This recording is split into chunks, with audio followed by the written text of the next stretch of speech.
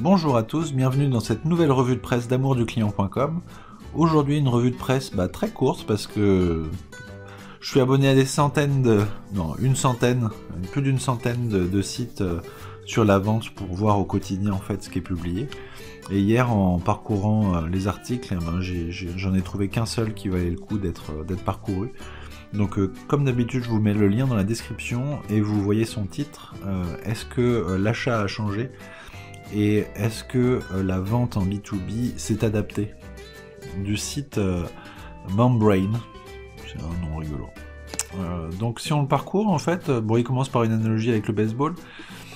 Ce qui est intéressant et ce qui est vrai, c'est qu'avec le Covid, en fait, en B2B, il y a vraiment deux parcours d'achat qui se sont vraiment séparés et distingués. C'est tout ce qui est achat transactionnel, on va dire, pur et dur. Donc on va sur un site internet, on achète.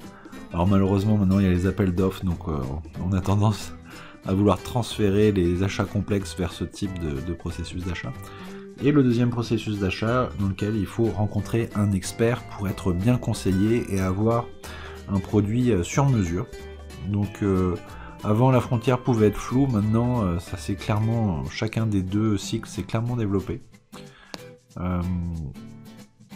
Donc ça c'est important parce que les commerciaux finalement qui avant pouvaient travailler leur mix en proposant des choses simples avec des choses spécifiques, aujourd'hui ils sont un peu court-circuités par ce circuit d'achat et ils se retrouvent à vendre que des produits qui finalement sont plus complexes en B2B où il y a besoin de leur expertise et leur conseil et leur expérience aussi.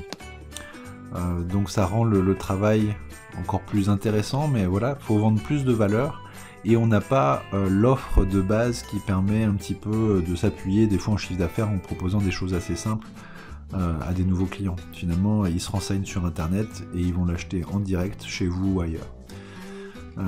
Voilà, je vous laisse parcourir l'article, je vous mets le lien dans la description. Je vous souhaite une très bonne journée, de bonnes relations avec vos clients et vos prospects et à demain, bientôt.